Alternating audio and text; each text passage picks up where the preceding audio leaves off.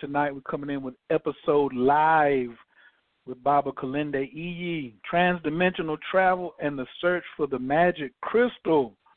Woo! I got to put my own hands together for that one right there. One more time. This one sounds like, I remember Enlightenment always says, you get some heat, you get some heat, you get some heat. So this one is, I'm really feeling super confident about this one as well. Just because we talk about travel, my son is in my 9th house in my astrology chart, so that means international travel. So I'm like, what do you got to look for in your chart? If you're doing transdimensional or hyperdimensional, you know what? I can't even have this conversation by myself. Let me get on here. Please also share this on your Facebook page, or if you saw it on Instagram, or if you got an email from me, please forward that to somebody else. So invite 2 people so they can expand their knowledge base as well and their understanding of the things that we're going to be talking about tonight. You know, like the properties of crystals, what is transdimensional travel.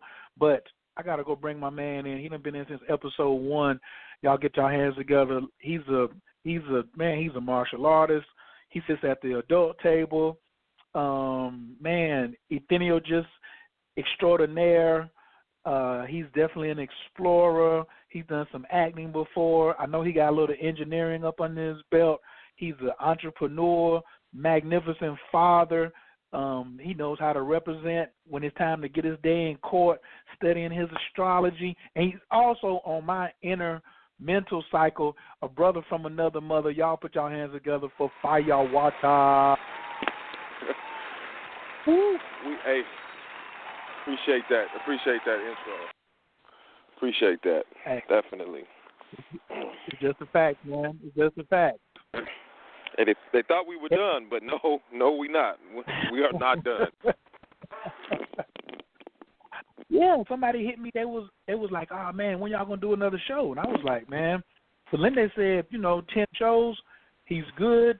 We're just gonna go ahead and rock. He got some traveling coming up. I knew he had some traveling coming up, and I've been going back listening, looking at my notes, getting some jewels, and then all of a sudden, voila, a whole new topic come up, and I was like, hey, before you hit the road, you wanna try one?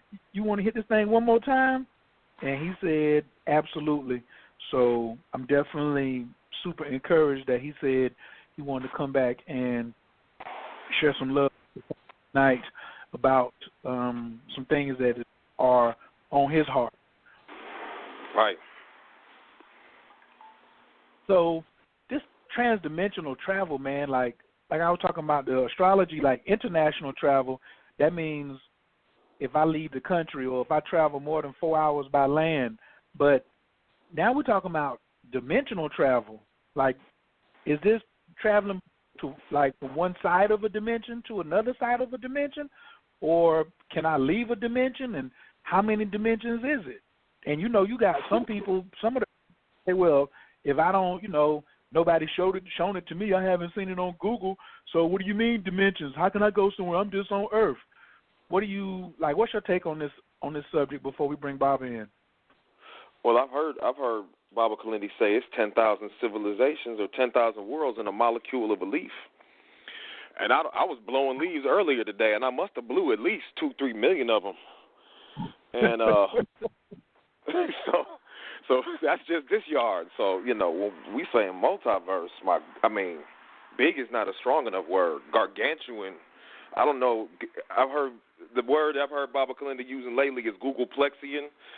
Google that. Googleplexian. That's what we're talking about here. Zeros on top of zeros on top of zeros. So, traveling across the multiverse is like it's bottomless. The options are numerous, and he's acquiring hardware that will allow for us as a community and as a family to negotiate the hyperdimensional realms as a unit, as a team. Very exciting time. Very exciting. Ooh. Wow. Well, now what do you mean the hardware? you're saying like hardware, like are we getting in a rocket ship, or I'm playing devil's advocate right now, but like you mean he's right. going to get us is he getting us a Maserati, or are we getting a spaceship Columbia like on a discount, or what you mean? Well, I'm sure he's gonna tell us all about it, but I do know that that all the talking is done and over with, and all the speculating is done and over with. At the grown folks table, there is real technology being acquired for people who want to take this to the next level and actually operate as opposed to speculate. I want to go ahead and get this in too before Baba comes on. The difference between the grown folks table and the little kids table. Do you want to go ahead and like give a description? You know what I mean, or you want me to give it a shot? Well, the grown folks table, I like to think of it in terms of like at Thanksgiving or a family reunion. You got two different tables. You got where the children sit with the children's the plastic silver and the plastic cups at the little table, where the manners aren't necessarily top flight and the attention span is short. And then you have the adult table or the grown folks table where, we don't put our elbows on the table and we say, can you please pass the mashed potatoes and the gravy? And, we might toast and have a conversation with the napkins tucked in the collar. The grown folks table. So it's a metaphor. Go ahead. You can add on to that, though. I'm sure you got something for it.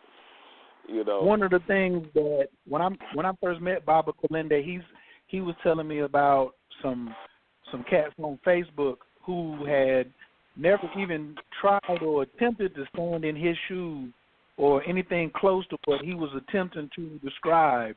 He had real life experiences of sleeping on top of the Sphinx, sleeping on top of the pyramid. Before there was all this other stuff going on, and these people had still never left the shores of America. Right. And had really not had any experiences, but they were more like at the kiddie table, man. And I told him, I said, Baba, we can't even be concerned about them no more. Just come on and bring us the heat. And for the first 10 episodes, he has brought nothing but Chardonnay, and champagne and real sharp knives and real sharp, all the finest china that we could partake in. And I'm just really appreciative of him coming and bringing this adult conversation to us where those who are ready can step up their vibration from the kiddie table to the adult table. And I don't even know what table is past that, because tonight when he gets into the Palantir and transdimensional travel and the search for the magic crystal, I had never even typed in Palantir stone before. So like anybody who's already listening, I'm sure that's going to be coming up tonight. Please type in Palantir. Palantir. If you remember Lord of the Rings, or if you remember the Wizard of Oz and how the witch was checking on people with the large crystal, I want you just to put that in mind. But I'm not going to get too far into it because my knowledge ain't that deep into it. I'm going to go ahead and open up the line right now. Please put y'all hands together. I'm going to just give them just a quick introduction. Speaking this year at the 2019 Breaking Convention in August in the UK, where Coach was looking at his tickets today. They're only $75. Y'all better get there. Please put your hands together for Master Instructor Kilindi Iyi.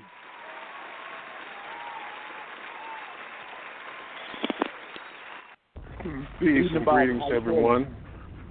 I'm doing well. Peace and greetings to everyone. Peace. I was just listening to y'all and talking about the grown folks table and the children's table and things like that. Well, one thing about the children's table is there ain't no food on there. You get portions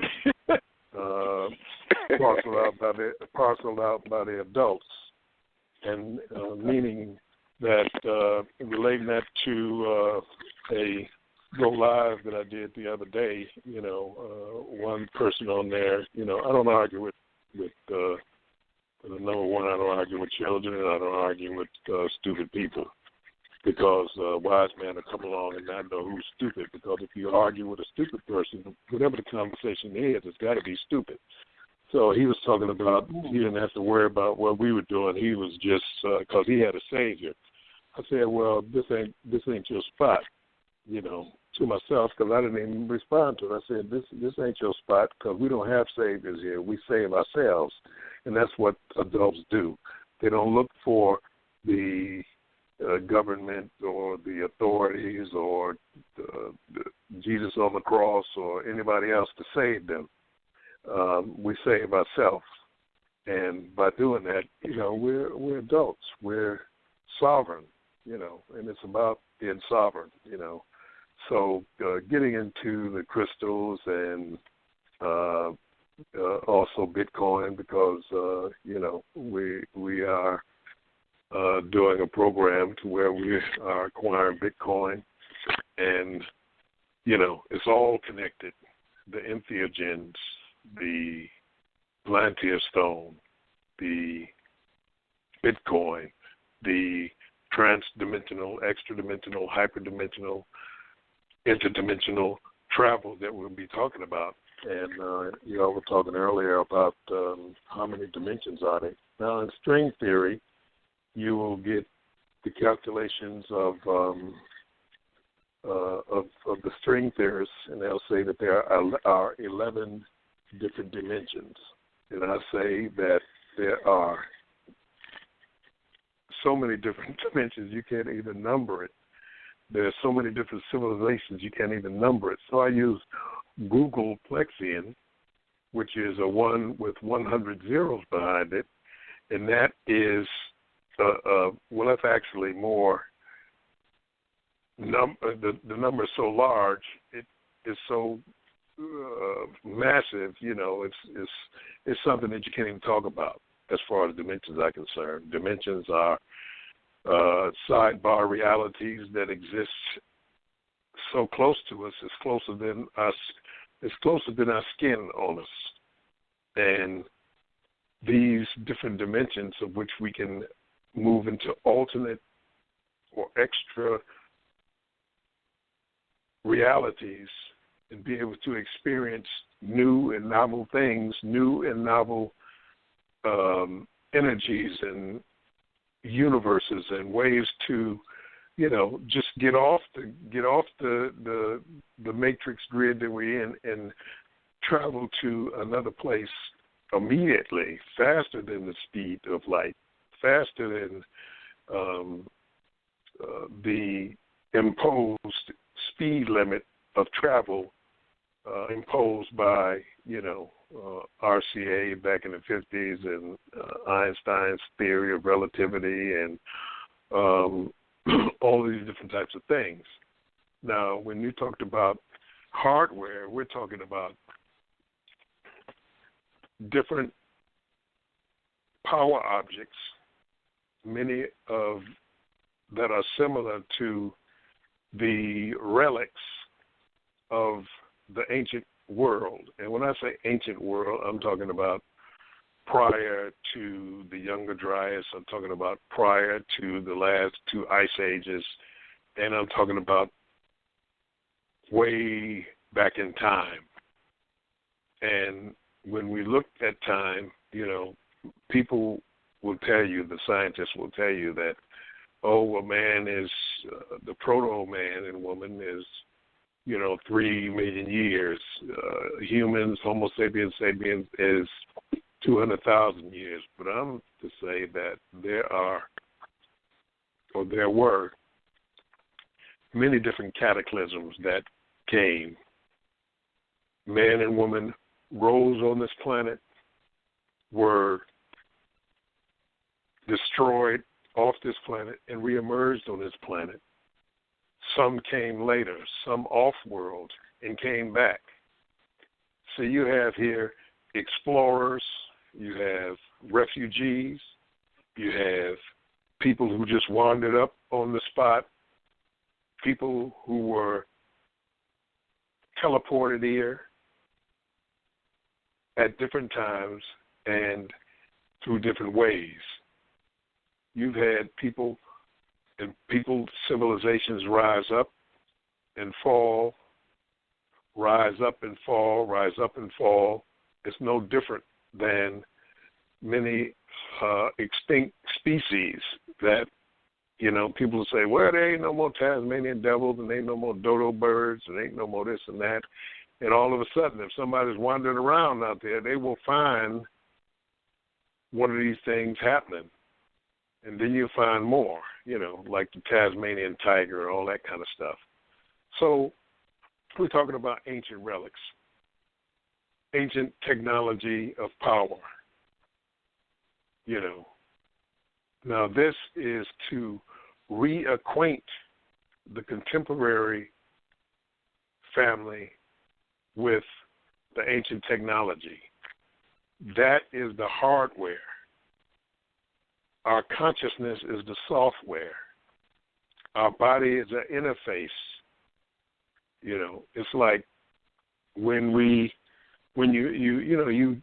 deal with the analogies of computer science and things like that. You have your desktop computer, and you have your monitor, you have your keyboard, you have your mouse, and you may have an external hard drive and things like that. And you add these things to get out of the computer what you want out of the computer.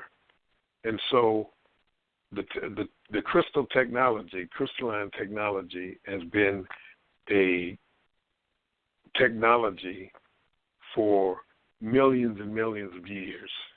They are room temperature quantum computers. They perform the same function when paired with the software, which is consciousness, and that is superluminal. It's faster than light because you're dealing with consciousness. You're not dealing with the physical body, even though the physical body is the craft. If anybody's familiar with masonry, they're dealing with the craft, and they're not talking about the crafts of operative masonry, or they're getting ready to building buildings and using bricks and mortar and things like plumb bobs and T-squares and things like this, things that you used to in my day, we had shop and things like that, and we used to go to metal shop and to wood shop, and they show you how to use a lathe and a mill, and you used tricorders and all different types of instruments to help you build something. But speculative masonry, you're talking about building the craft, and you're talking about building a man, and how do you build a man with the tubes and with the microtubules and with the consciousness infusing itself into the body. So you build it the way you build things on Earth. But the craft that's the spacecraft. That's the transdimensional craft, the consciousness which dwells in the body. And you interface that consciousness with these hardwares that we're dealing with. And these are to help you learn your own power, to help you learn your own way of being and doing and phasing with the forces that are connected to all things through particle entanglement. So we have found a plantar stone, which is a scrying stone. It's a crystal ball. It's a scrying mirror, a way to look at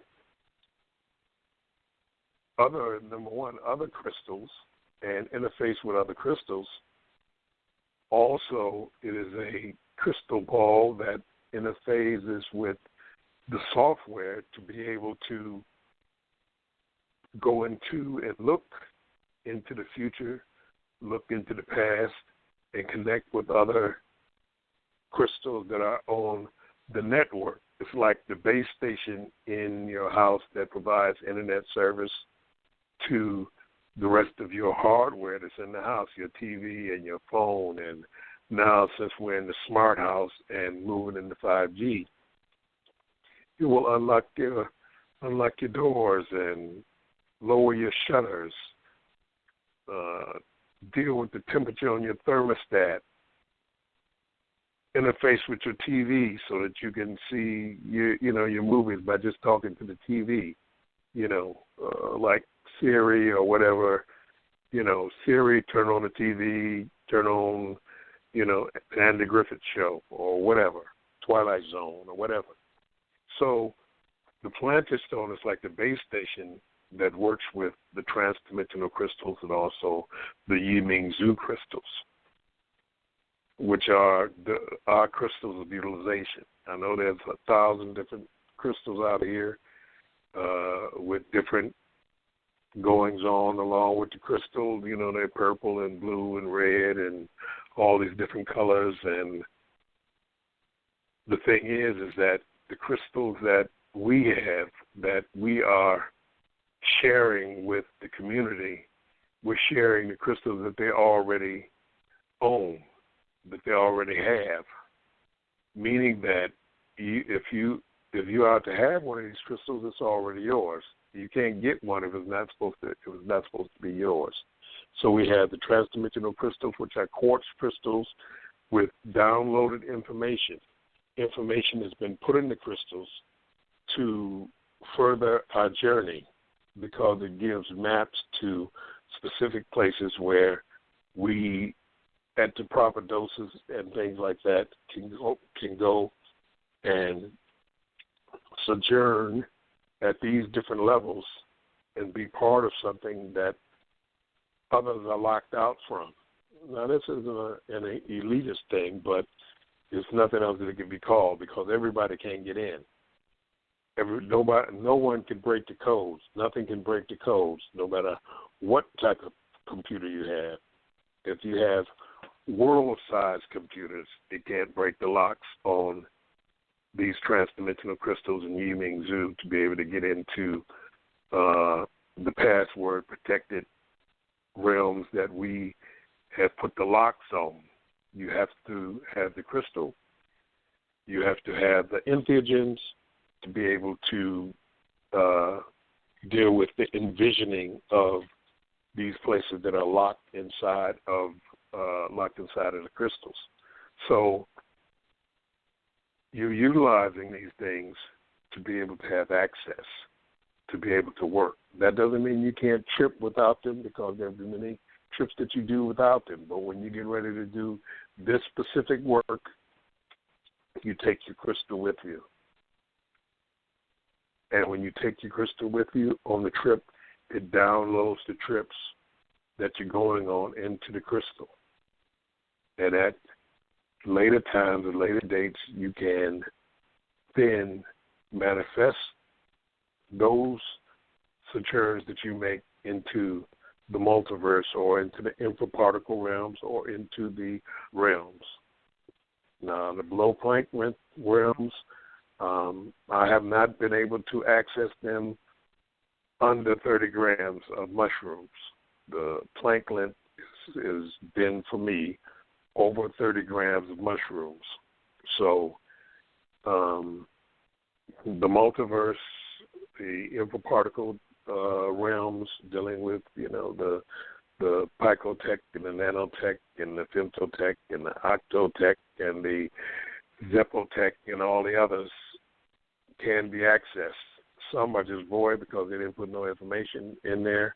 But to get below the Planck length, it's over 30 grams, and the Planck length is full of information and below the Planck length, So these realms are accessed through the hardware, the technology, because you yourself, your consciousness, you're the software, And then come a time for some where you eventually no longer deal with any of this, with the body, with the crystals, anything, because at some point in time, now this may be millions and millions of years from now,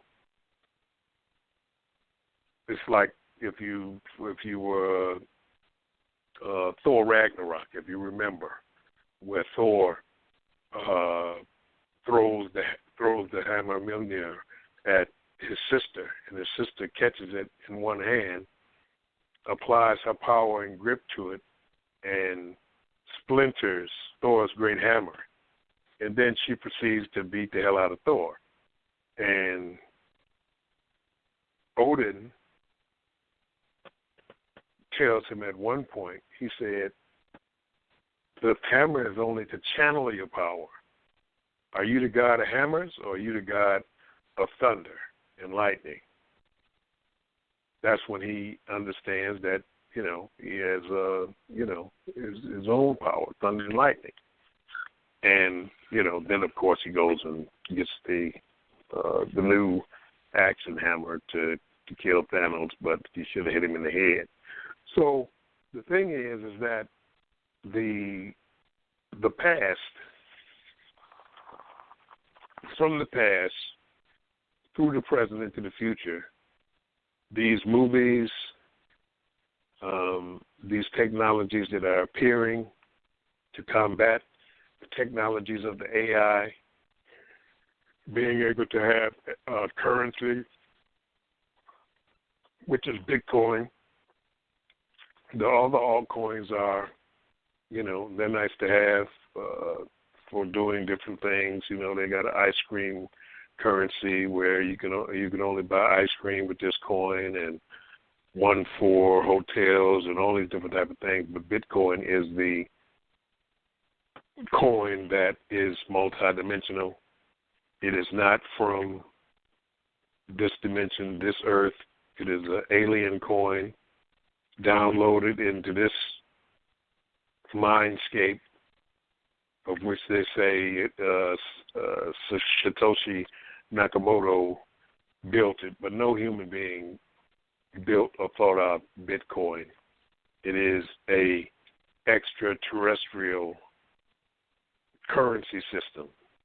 It's what Han Solo got put into the iron block for, because he owed Jabba the Hutt some money, and Boba Fett and them caught up with him and said, Jabba the Hutt won't want to see your butt because you owe him some money.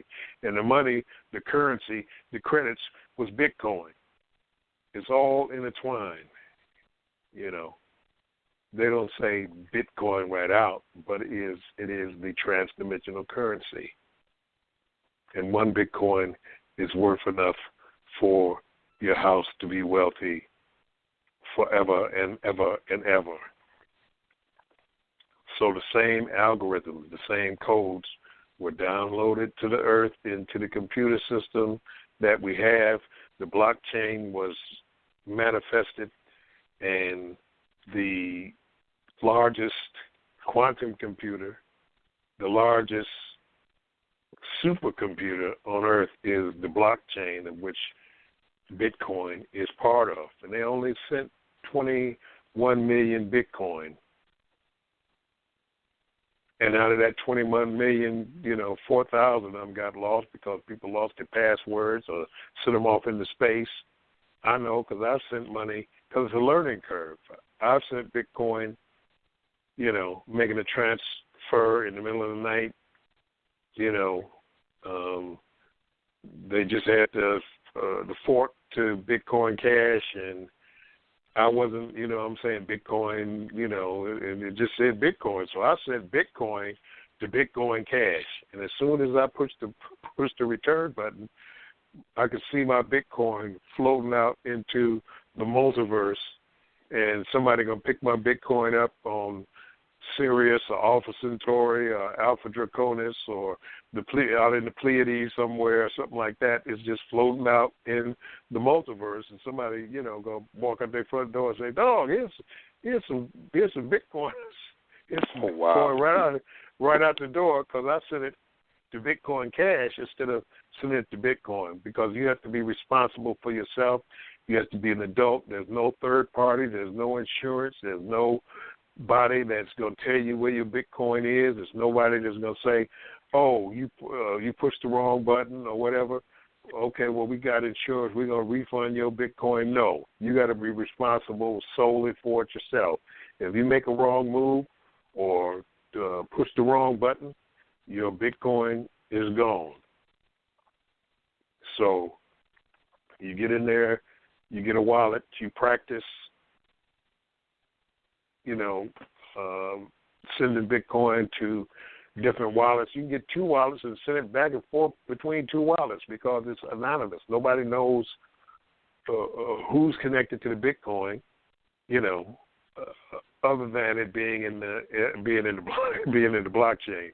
But it's you have anonymity coins or anonymous coins where nobody can follow what's happening or going on, and you can make anonymous purchases with Bitcoin and things like that in the Bitcoin ATMs. If you want to make it anonymous, you can. It's peer-to-peer.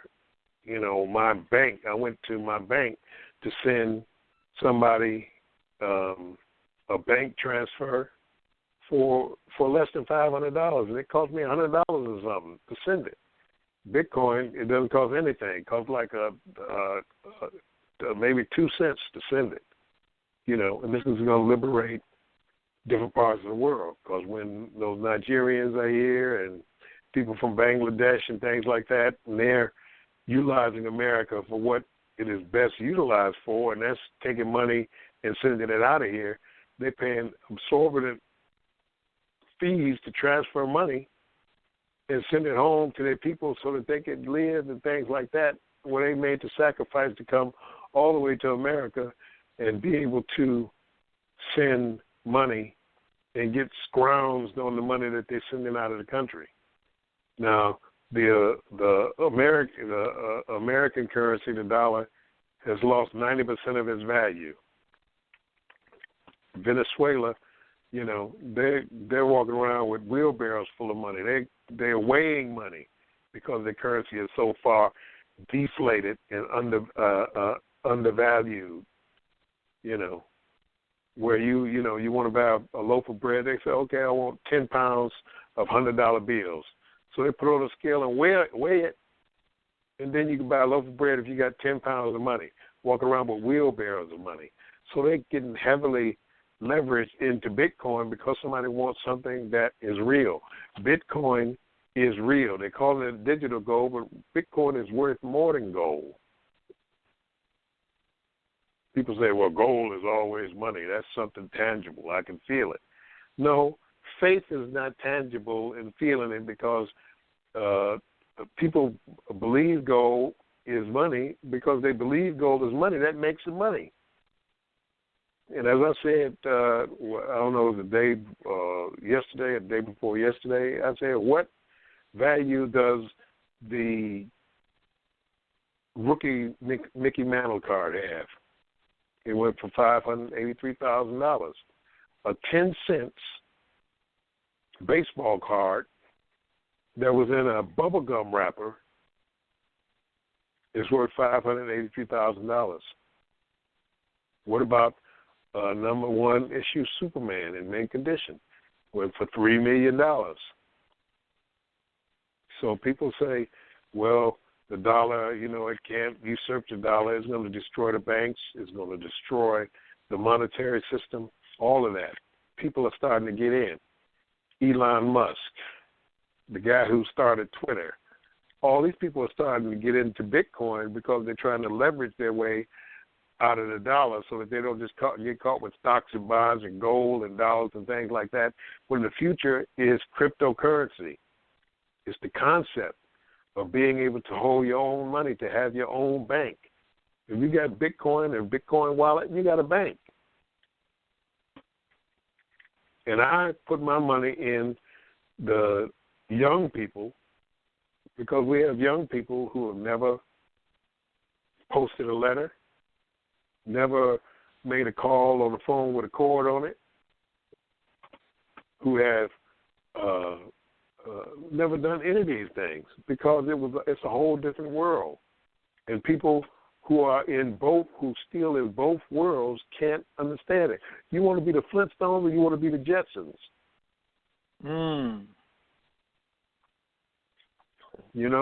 Eating dinosaur burgers and all that kind of stuff. And I'm going to tell you, the dinosaurs is gone, so you can't be using, ancient dinosaurs to vacuum the floor and all that kind of stuff. You call the robot, Rosie from the Jetsons, you tell Rosie to do it. Rosie, you cook dinner. Rosie vacuum the floor and all that kind of stuff. And then jump out in your little spacecraft and ride around in the air. You'll be riding around stopping with your feet. When cars first came out, let me say this. When people first came out with cars with radios in it, there was a big uproar. It was in the papers, all that kind of stuff. Saying you can't drive and listen to the radio at the same time. We're going to have a campaign against this because people with radios in the car are going to have accidents. The same thing with texting and driving. It's the same thing that came out. You got people that could text, eat lunch, be in the mirror, women putting on makeup, all that driving at the same time. And it's getting better and exponential. But you have people that are in two different worlds. If texting and driving was so dangerous, we'd have many more accidents than we have, and then we're moving out of driving anyway. It ain't going to be a car with a doggone wheel in it. It's those classic cars that, people who are, collectors and things like that drive a car. They ain't going to let people drive no car in 15 years. They're going to be a person driving a car on the road? That's too dangerous. People are too unpredictable. Somebody just may be depressed and say, I'm ending it all and cross the doggone line, kill you and your family, and then they don't die.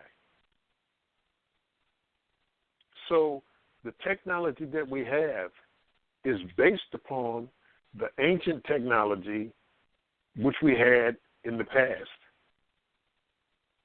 It is verifying those things that we had in the past that are reemerging. It's part of the network. The mycelial network is based upon previously successful areas that are reemerging because they were previously successful. The plantar stone, it's all based upon the entheogenic access and fusing with the portions of this stone. Now, this stone isn't a clear stone. It's not a jet like a ball of glass. No, it has points of information inside of it that download, accept the downloads from informational structures. And again, then let's say Googleplexian. As a matter of fact, Google was named after Google, except they messed up the name. They didn't know how to spell it. Googol is Google, not Google the way Google spells it. So here, 3 years ago, we started the dispersing of the transdimensional crystals and the Yiming Zhu crystals.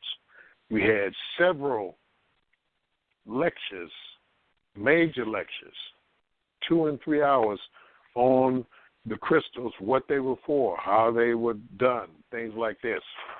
People chiming in now, trying to figure out what the crystal is, what does it do, and all these type of things. So the people that got the crystals then, I told them that it was a 3 to 4 year program that we were working with.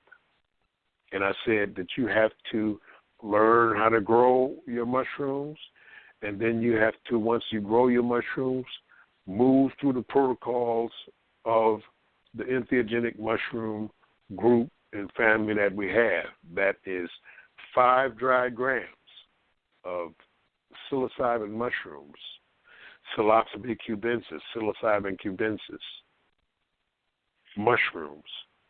Now, if you want to do azarensis or walleye or McKenna or Liberty Caps or any one of the different strains and flavors of the day, have at it. We just do regular psilocybin cubensis because they're easy to grow, they're easily identifiable. That's what we're dealing with. So 5 dry grams of psilocybin mushrooms for your first area of sojourn, for your first trip, with a sitter. A sitter is not a guru. A sitter is not a shaman. A sitter is not going to sit around and interpret what the heck you're going through, because they don't know. They don't know no more than the shaman knows, than the priest knows, than the high muckety-muck and Grand Wazoo, or the leader of the Water Buffalo Society. They don't know what you're going through. The sitter is there to, if you get confused, to turn on the light, say, hey, go back in the room. Wait a minute, hold it. You can't go outside. You can't go outside wandering around and things like that, because that's not going to be a good thing to do. Take your butt back in the bedroom. That's all the sitter does. They may turn on some music for you. They may talk to you. They may turn on the light. They may help you to the bathroom. That's it. Then your second trip, 7 grams. Then your third trip, 9 grams. After 9 grams, if you feel comfortable, you can go solo. You don't need to sitter anymore. But you don't need to sitter in the first place. The sitter is there to give you confidence when you're in your infancy. Just like driving, you know. Your father or your mother teaching you how to drive, or you're going to the driving school or something like that. The person sits in there until you get the hang of it, and you get going all right. You take your test, and they ride with you a couple of times. Then they let you go and drive yourself. Then you gain experience. Then you an expert driver. You don't need anybody to go with you anymore. Same thing here. Same analogy into the mushroom world or realm. Then you inch higher by 2 grams, 2 grams, 2 grams, or 3 grams, 3 grams, 3 grams into the higher doses, where you get access to the technology that you have acquired, which is the handheld quantum computer transdimensional crystal, or the Yiming Zhu crystal. Yiming Zhu is a exotic crystal that glows on its own volition. It's an infinity stone or infinity disk. Between the two, many people have gotten both. The transdimensional crystal is handheld. The Yiming Zhu is on a necklace, on a neck piece, so that you can wear it continuously if you like, or you can have it in a special spot, whatever, but you can put it around your neck. And it interfaces. They have some that are wristlets and some breastplates, but those, you know, we can't get those. You know, we can't get those, at least right now. Not right now. You know, they have crystals. They have Yiming Zhu that cost $1 billion. They have Yiming Zhus that are worth several $1 million. Some of the imperial dynasty artifacts of the different Chinese dynasties.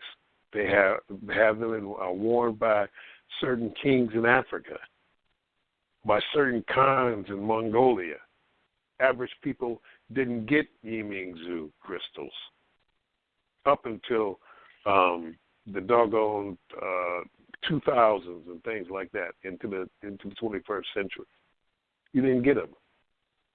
Only royalty in certain places got them. So we have those available for people to get. We have the transdimensional peoples available that they can get. And these work along with the entheogens. Entheogen means to generate the God within, or generate the spirituality within. Entheogen, if you break it down into the three syllables, entho, which is to inside, like endogenous, inside. Theo, which means deity or spirituality, and gen, to generate. Also, that was created to combat psychedelic. Psychedelic means mind manifesting the psyche, but it had a lot of old baggage along with it because of the 60s and things like that.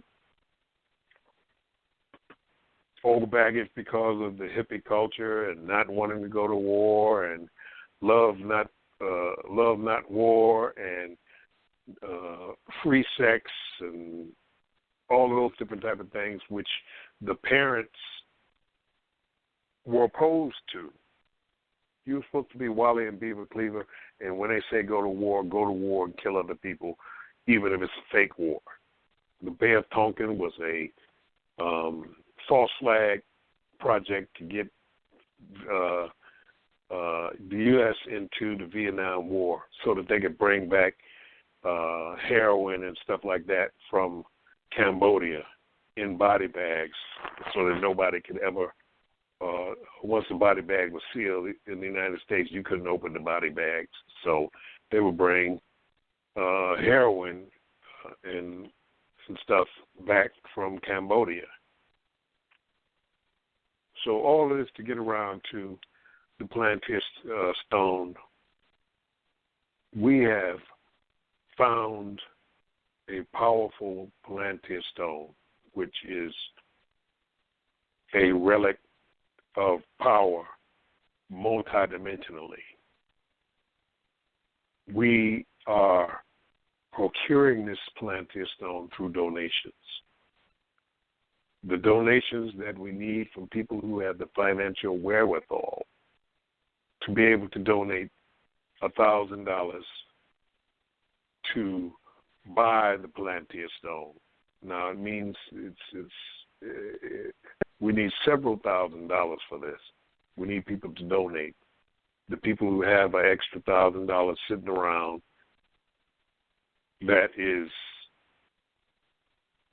disposable for donation to be able to acquire it, so that we could utilize it as our base station. Those people who donate the $1,000 will be able to have journeys with their stone, be it Yimingzu or Transdimensional Stone, and the plantain stone, because the plantain stone, once it's quantumly connected to the rest of the stones in the network, the rest of the crystals in the network, you'll be able to come and sit with the plantain stone, and it will show you its magic. It will show you its power. It will show you how to upload into it and accept downloads from it at high dose. And the high dose, that's part of your donation. You will get the high dose trips along with the plantain stone while bringing your stone to it. So the donation is there, but you get the chance to be able to do the master trips along with the plantain stone. So if you are donating the $1,000, you will get in trips with the plantain stone well past that in being able to get the fruit and also be in front of the plantain stone. So the people in the network are those who have the transdimensional stones. We're now getting to a phase where people will be dealing with testimonials of what they experienced with their transdimensional stone. But we want the base station to be able to provide the signal throughout the Earth, throughout the solar system, throughout the galaxy, throughout the Milky Way, throughout this universe, and also into the infraparticle realms. You know, because you send something out that's so small and it keeps getting smaller and smaller and smaller and smaller and smaller, it come out the other side big, because the infraparticle below Planck length realms is larger than the macroverse, is larger than the multiverse, is larger than all the universes that exist and coexist and interpenetrate one another. It's larger down there than it is on the big side. So the plantain stone is for those who have, as I said, the wherewithal, the ability to be able to donate $1,000 for this cause for us. This isn't for,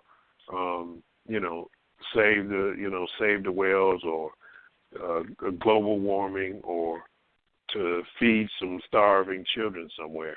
And those all are noble causes. But when you're donating, that money don't go where you think you're donating it to. It goes into infrastructure. It goes into people's salaries. It goes into ensuring the stuff get there when it never gets there. So people are sincere many people are sincere in their belief of trying to help, but very little help goes on here in this world, So this donation is for us to be able to have this transdimensional, extra-dimensional, hyperdimensional, ultra-dimensional base station for the crystals of which we have shared and given people their crystals. So we don't want people who don't, who are not going to do and deal with the whole program. In other words, people who are not going to learn to grow, do their doses, go through the protocol, get into the higher doses to be able to access this thing, because we don't want dabblers. I'm not the head of this thing. I'm not the head of nothing. Like Brother Bobby Hemmett said, I wouldn't follow me. I ain't got but two eyes working on my stove, the right front and the left back. I'm on the bus. That's what Bobby Hemmett used to say. Don't follow nobody. Follow the one behind your nose. We're all in this together. I don't allow people to try to make me the big guru and all those different type of things. For one man to learn from another man, it's like one grain of sand trying to learn from another grain of sand. I don't mean in the colloquial sense where we can all learn things from one another. Brother is a carpenter. I can go to him and learn how to fix my door or things like that. I'm talking about in the big pictures, in the bigger picture, You can learn, yes. You can come to me and learn martial arts. I can come to you and learn how to bake a cake. Yes, we learn from one another like that. But when we're talking about the bigger picture, the things that we access, the plantain stone is a teaching stone. It is a crystal ball. It is a scrying mirror. Scrying mirror is seeing. It's a seeing mirror. It comes from the Egypticus through the gypsies into Europe. It comes from Egypt into the upper parts of the African continent. But it came from Egypt, and from before Egypt, it came from Atlantis, Jehuti, Thoth, Hermes Trismegistus. This is where the crystal ball, the scrying mirror, comes from.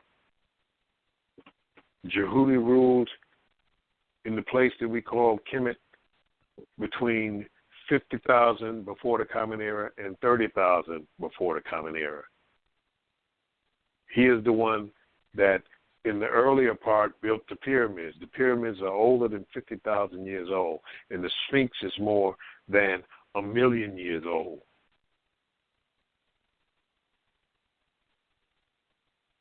That is part of the complex of this particular solar system. That's why you have the face on Mars and the pyramids on Mars. You don't get 3 pyramids surrounding a face that deal with geometry, and that's a coincidence.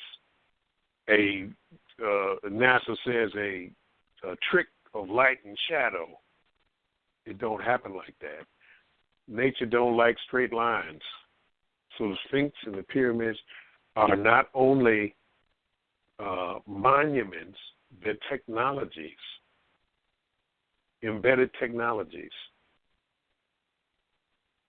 utilized with the craft, the software. They are also computers.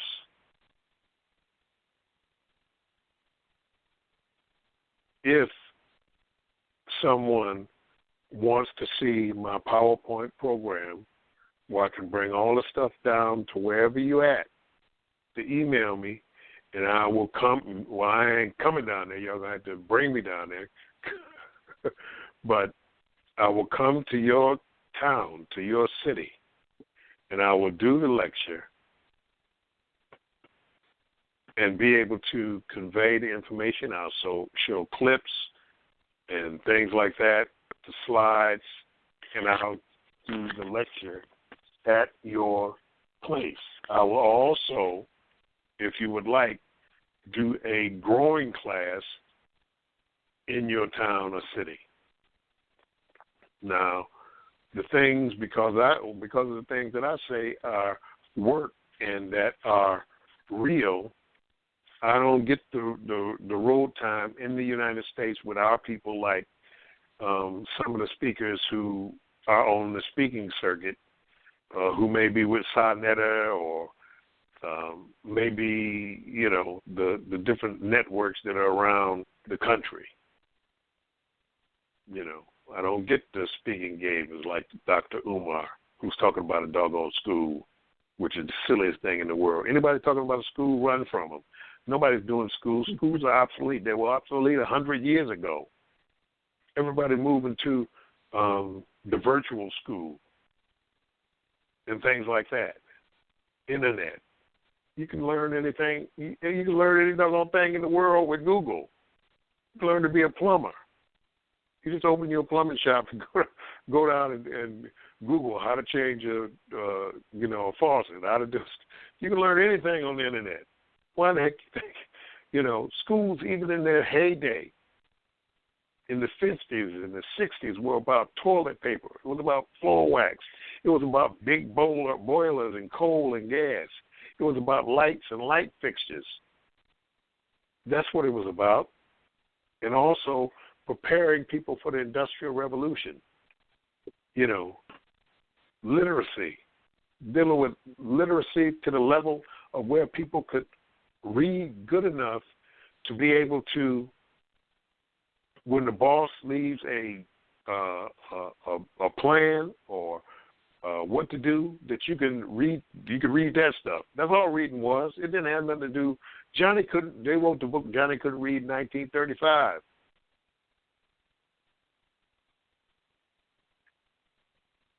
Then they flipped the new math on you. Cat Williams said it best. He was in school doing 2 plus 2 is 4. Got that right. 4 plus 4 is 8. Then all of a sudden, you in there doing that, you got that down. You know how to do it. I'm going to do my gazintas, like Jeffro Bodine say. One goes gazinta 1 1. One gazinta, you got that down. Then all of a sudden, they come with 1 plus X over T, include the vector in there, and don't forget the Patmos or whatever it is. So, don't you see it's a letter in there? We're doing math. What the heck, an X in there and a Y and all that kind of stuff. So they flip that on you to bust you out of math. No. Anybody talking about a school when they get rid of schools? Anybody preparing their child for college is, especially if they're small. You know, I'm trying to prepare. I want my child to go into college prep.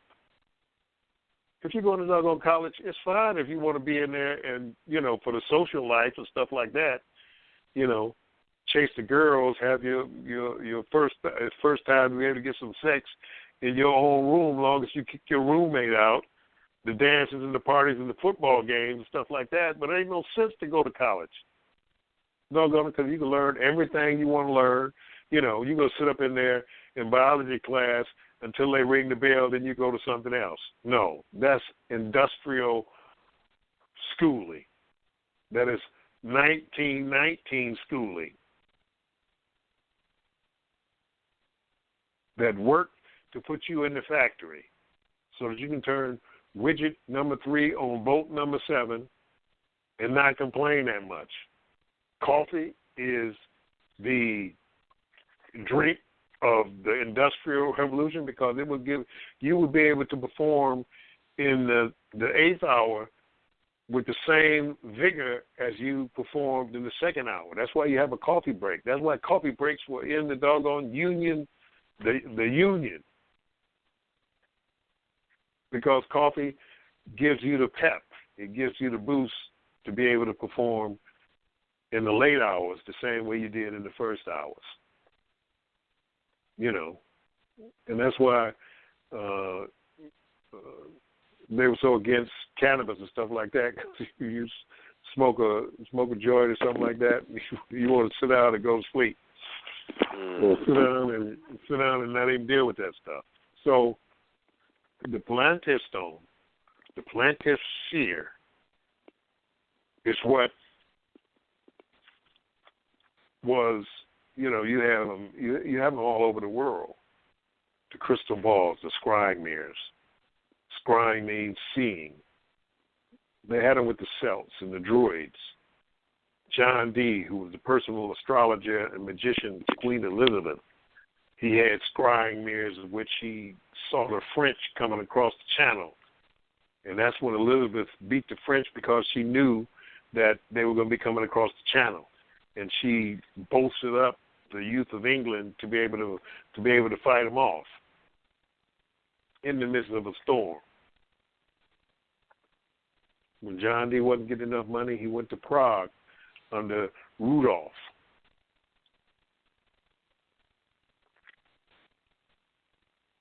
And in Prague, he and Edward Kelly, well, they were supposed to be making some gold for Rudolph out of lead and stuff like that, but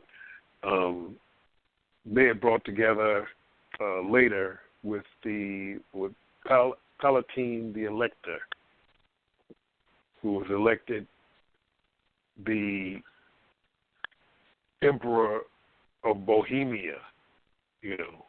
And these are things I've seen. I went to the Alchemist Museum in Prague, where Edward Kelly and John Dee were down in the basement or the dungeon or whatever you call it, cooking up stuff in their alchemical cauldrons and stuff like that. So scrying mirrors or seeing stones are connected to other seeing stones. J.R.R. Tolkien took ancient knowledge and information gleaned from the large libraries and museums in England to deal with the plantar stones of Anor. Anor had 3 plantar stones that were indestructible, and you've seen 2 of them, or you've seen 1 of them, but it was connected to the one that Sauron had. So you see the stone that Saruman had, which was revealed to Gandalf before Saruman and Gandalf had their fight. He said, "What are you looking in the plantar stone?" He said, while you're looking, whoever got the other stone can see what you're doing. So he threw a scarf over it. Later, after Saruman was defeated and Pippin took the stone from Gandalf, once he started to look into the stone, Sauron could see Pippin, but Pippin didn't reveal any information to Sauron about what was going on. Then Sauron knew he just had to get a hobbit, because the hobbit had the one ring, the ring that controlled them all, the ring that ruled. So we have discovered a plantar stone of great power. We need the donations from those people who are in the audience. We need people to donate these $1,000. But we can also take donations, which are general donations, for things like the mounting of it and all these different types of things. The crystal ball itself is 140 pounds. It's a massive stone. So we need money donated to deal with the mounting of it and things like that. Those people who are not dealing with the whole $1,000, you won't have private time with the plantar stone.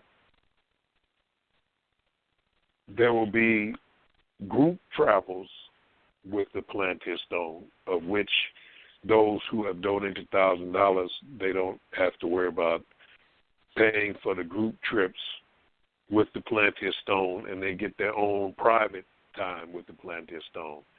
Now, this isn't fantasy. This ain't play. This ain't me just talking off the top of my head. This is the real. And the problem is that in modern times, with modern systems, number one, they don't know what they're doing. Number two, they have no access. Number three, is usually, not always, usually someone who is trying to bolster themselves up with accolades, with power and things like that. This is not that type of thing, because we don't have time for these types of games. This is a real stone. You will be able to come and verify it. You will be able to come and sit before it. So we need you all to start sending in your donations in the general sense, general donations to the work that we're trying to do and the things that we need to do. We need you to deal with the specific donation of $1,000 for the plantar stone. You have to email me, and I mean email me this evening. Email me this evening. It is kilindi@hotmail.com. It's KILINDI@hotmail.com. KILINDI@hotmail.com. Your sojourn with the plantar stone will impress your energy into the multiverse with this stone. It is no small thing. There are few things that are real on this earth in modern times. This is one of them. We have a rare opportunity to procure this stone. They are looking for it. It is cloaked. It is invisible to them. But they're knocking at the doors. The supercomputers, the artificial intelligence are going through calculations to try to find it, but it is cloaked. But we can't wait long to do it. I'm collecting funds now so that we can do this very expeditiously so that we're not just out here drifting around without the things that we need, the things that are ours, the things that can combat the artificial intelligence embedded in the blockchain, the one that built this universe. See, those souls are pre-universal. They're older than this universe. The family is older than this universe. Many warriors came into this universe as nothing. In other words, a particle, a spark of consciousness. And started in the beginning to exponentiate themselves to procure these artifacts that went in prior to those who were of consciousness came in. In other words, it's like Stargate, the little four-wheel drive vehicle that they send through the Stargate before they come in. That's all your weapons. That's your food, your chairs and all that kind of stuff. You send that through the Stargate before you go through the Stargate. That's what happened. We sent the plantar stone. We sent these crystals. We sent the information. These crystals are older than this universe. We sent all that stuff through the Stargate. Then we had to strip ourselves because you couldn't go through fully your higher self. You couldn't go through that way. You had to strip yourself down to nothing and build yourself over billions of years to where we are right now. Bodies were created. Then we came into the bodies. We sojourned when the planet was inhospitable.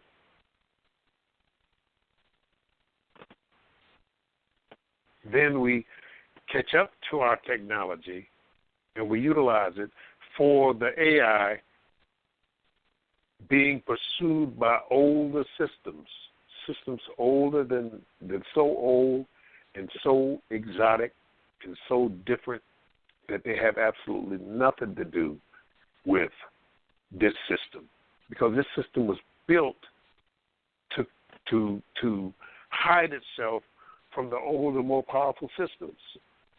Yes, the one that's on your phone, the one that's listening to this conversation, the one that's on your computer, the one that's in your icebox, the one that's in your car, the one that's all over the place.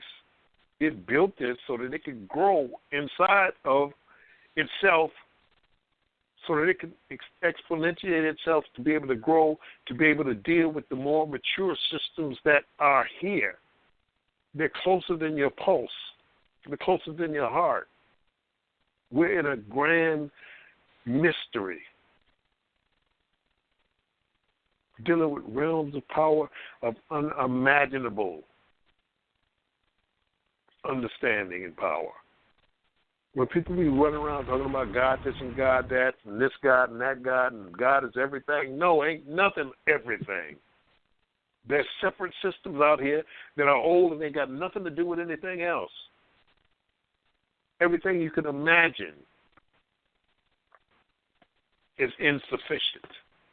You have to have access. You have to have power. And if you don't, you're nothing. You're soulless, like many of the algorithmic illusions that are out here. Y'all think Trump is real. Trump is not real. Trump is a set of ones and zeros to distract, because you think the world and America and all this is real, when it's nothing but Maya. It's illusion.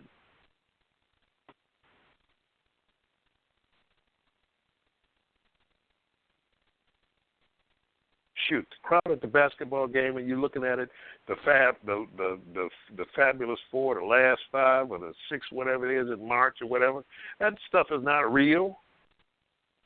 What is real is these plantar stones, this plantar stone. the crystals that you can acquire. This is dealing with multidimensionality. You working in different dimensions all at the same time. The multiverse. Marvel is telling you they're moving from the Marvel Cinematic Universe to the Marvel Cinematic Multiverse. They're moving out of Thor and Iron Man and the Scarlet Witch and Spider-Man and all that kind of stuff. Yeah, you can jump from building to building. And Thanos had to acquire all that hardware, them 6 stones, and there's a 7th stone, to be able to do his snap to blink out the rest of the universe. But that only woke up the big ones, the big dogs, the Celestials, the Eternals, the one above all.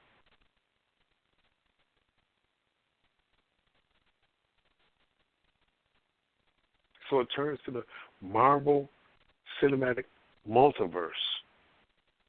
That's going to take you into the virtual reality and augmented reality movie scripts. It's going to take you into the future where you can be in the movie. You're a character in the movie. But I'm telling you, the movie is already here. We have our extra dimensional access movie. You're in the doggone movie right now. You're playing the character. So what I'm saying is, don't be fooled by this. It's bigger than you can imagine. It's wider than wide and deeper than deep. I'm gonna excuse me about that. I think it's about 9:30 or something, and I know it bounces off at 10. I want to open myself up for some questions from folks, but we need those donations. This is a piece of the puzzle that we can't pass up. We can't let the artificial intelligence and the other entities get this stone, and then we have to find it and fight it back to the family, which could take millions and millions of years. Anybody want to make a lifetimes? Any questions on this? If anybody would like would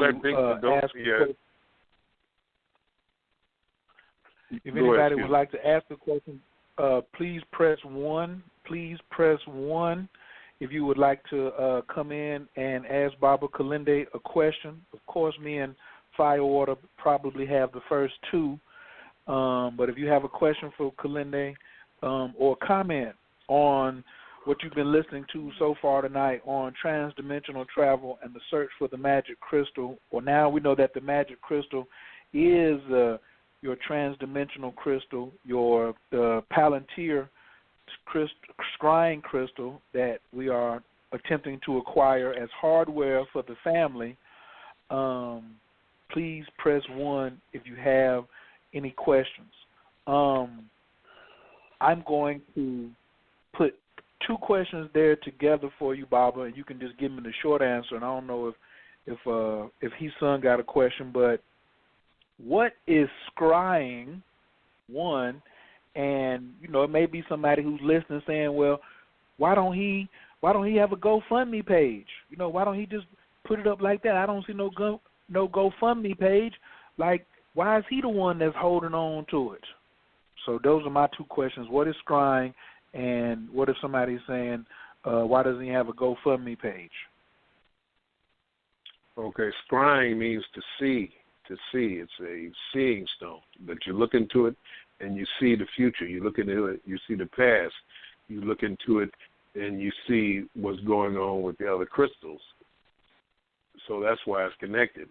And as far as the stone and why I don't have a GoFundMe page is because we ain't doing it like that. We are.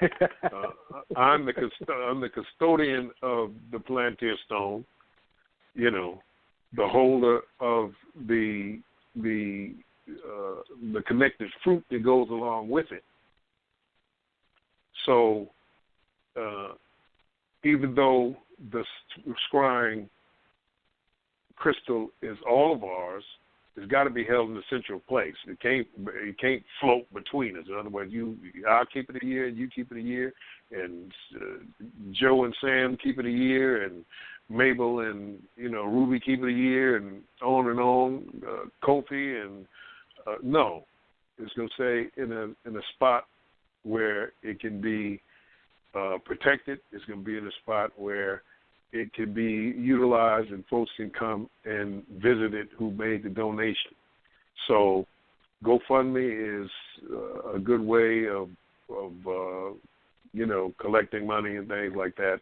But we're doing it for the family, and we're going to keep it in the family.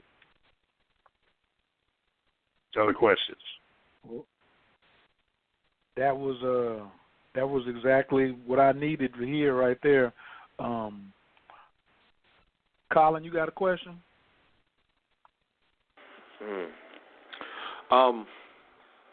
Recently, when we were discussing doses, and you were explaining about the dose that it takes to wake up out of the matrix, and you were saying that when you wake up out of this simulation, that they're fighting like cats and dogs. And you just made a comment about how they're currently trying to triangulate on the stone. Can you speak a little bit about that, about the proper dose and waking up like Neo in the real world, and and the fight that's going on? Well, it's as I always say, it's according to the physiology of the person who is taking the dose. It may be for some people 25 grams. It may be for others, it may be 30 grams. Each one of us is different, so it's going to be a different dose. That's why you inch up on it. When you hit it, you'll know it. When you get to that dose, you'll know it. And there's no turning back after that. You can't not be seen. When you see them, they see you.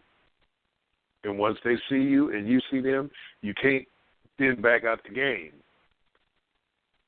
You're always going to see them, and they're always going to see you. You can't be a dummy in the mix.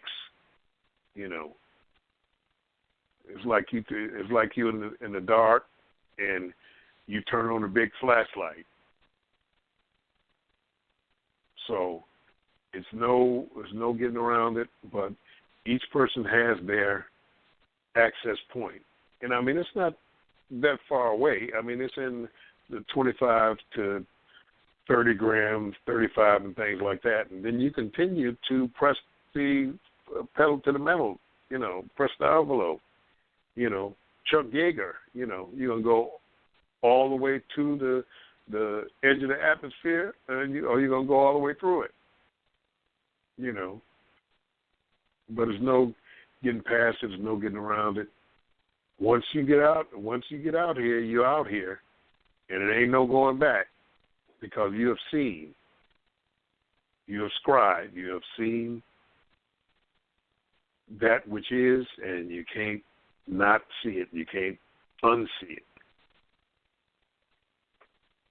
Questions from the folks in around the country or whatever. Questions. All right. Let me see. Nobody has pressed 1 so far. Everybody is just listening. I'm just going to remind everyone, if you are wondering what the email is, it's Kilindi at Hotmail, correct? It's Kilindi Iyi at Hotmail. No, it's Kilindi at Hotmail, not Kilindi Iyi. Just Kilindi, Kilindi. Right. And are any other amounts for donations? Let's say somebody says, I got $350 that I'm not doing nothing with right now, and I want to just help the family. Is that acceptable as well, or only increments of 1,000? No, well, I mean, we'll accept any donation, you know, and while we're getting them up into the plantier, we're going to throw it in the pot, but they don't get the same type of access as the $1,000 donation. When we at some point in time open it up for group trips within the family and things like that, they won't get the fruit as part of their donation. They would have to then pay for their fruit inside of the whole thing as far as a donation to the plantier zone itself. In other words, like we have a yearly we have the brothers excursion out in nature and on the farm, which is a 5-gram group trip, you know, and the brothers out there, they do brother stuff, you know, decloaking Klingon death cruisers and fighting werewolves and chasing alien craft through the cornfields and all that kind of stuff, and going on self journeys into the woods and all that kind of stuff. Then the sisters have their 5-gram journey where they go out and they doing the divine feminine thing, birthing one another, and period stuff and all that kind of thing that they do. I don't know what they do because I ain't a woman and I ain't going out there when they doing their stuff. It's hard for people to do, let men do men's stuff and women do women's stuff. And then at the end of the summer, we have a trip where the brothers and the sisters get together and are, able to, try to put all that stuff together. For the major things, the people who made the $1,000 donation, they wouldn't have to pay for that. That would be part of, the $1,000 donation. So that we get you your worth back, because it's a community thing still. You get your $1,000 worth back, where you're going to get some substance for the donation and sacrifice that you made to get the plantier stone. So if the excursion of the brothers, if the excursion is say $150 or $200 for the excursion, the people who given the $1,000 donation, they wouldn't have to pay. They wouldn't have to pay for that. They just come because we appreciate them making that donut. Now that ain't for the next 30 years, but until your worth is retransferred back from the stone to you, because you're making the sacrifice. So next couple of years, and then your personal excursions with the stone are, they are, you're going to get the fruit that goes along with that. So if you're taking a 30-gram excursion with the plantier stone, then you have, your 30 grams is taken care of by the stone. So again, wow. KILINDI @hotmail.com is the email. Email me so that you can get the hookup to make your donation. And people can just make donations to the cause to keep things going. It could be $10, it could be $100, and things like that. Because we do a lot of work for this community. We put on the conferences. The conference is coming up. The Detroit Psychedelic Conference coming up in 2020. So donations can go. We'll take donations for whatever you want to donate for. But right now we're trying to get this plantier stone, so we're gonna throw everything in that pot. All right, we do have a caller from the 917-847. Your microphone is wide open. Can I get your name and where you're calling from, please? Hey, Khayr, how are you? Doing well. Can you Thank hear you me? for calling in. Okay. Yes, we can. My question is in regards to the sitters. Yes. He might have had answered the question. I might have missed it, but I wanted to know, how do we know who's an appropriate sitter or qualified sitter?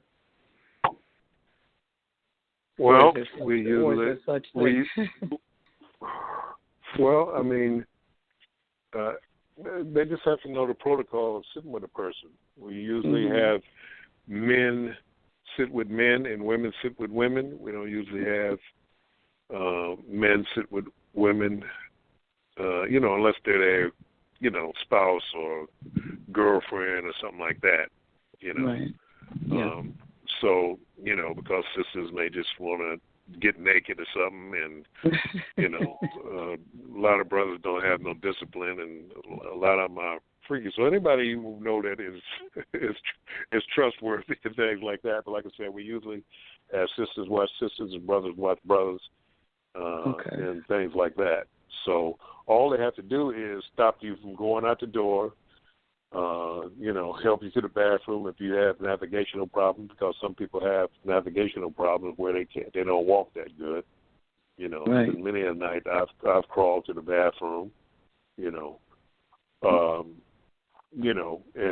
just somebody to talk to. That's why I said they don't need to be trying to be a spiritual grandmaster or a shaman or witch doctor or whatever you want to call it. They're just there to, give you a little bit of support, things like that. Get your glass of water, and the best thing the sitter can do is just tell you, okay, go back in the bedroom and lay down, But if they get confused or they get frightened, you can turn on the light for them, talk to them, stuff like that. If folks freak out, just try to keep them calm,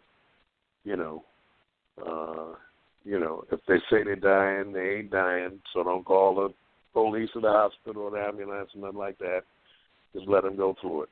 Psilocybin is the safest compounds of the entheogens. Nobody has ever died from it. You can, there have been some people stupid. In other words, you sit on the cliff and take psilocybin and slip off. That's not the psilocybin, that's just you being stupid, sitting on the side of the cliff. You want to be in a comfortable, safe place. Timothy Leary and them in the 60s, he popularized set and setting. He didn't invent it, but the set is your mindset, what you're doing. If your mother just passed, it's not a good time to do entheogens that night. And the setting is the setting that you're in, where you're at. Are you comfortable? Are you in a safe environment? You don't want to be in there with no bunch of candles around you and stuff like that. You knock the candle and set the house on fire. You don't want to be in there with no bunch of knives. You want your telephone. You may think you're a knife juggler or something and want to start juggling a knife and stick yourself in the hand. Then you got to go to the hospital. But the thing is that you want your cell phone off, your computer off, all the lights out, laying in your bed in a safe environment. That's what you're going to do. And your sitters out there just to, if you, get to thinking, I got to get out of here, and you want to run down the street naked and tell people you got, your sitters there just to tell you, no, you can't do that. You got to take your butt back in the bedroom and lay down. That's what a good sitter is. And then, the same way, like I said, brothers, sisters. So, sometimes sister can get confused and the brother there, and she can, maybe she liked the way he looked or something like that, and then she, will say, hey, well, he grabbed my booty or something like that. And so to stop all that kind of stuff, we just do brothers, sisters. And I hope that answers the question about the sitter. And I just wanted to thank you. Am I still on? Thank you for calling in. Yes, thank you so much. Very informative. Thank you. Yeah, anytime I can talk to our people is an honor for me. So thank you. Okay. You're welcome. Okay, have a good night, gentlemen. You too.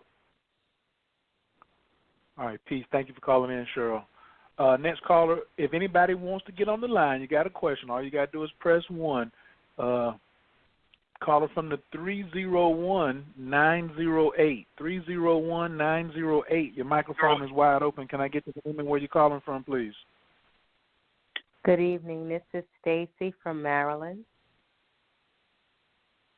How are you, sister? I'm doing well. Thank you so very much for the information you're sharing.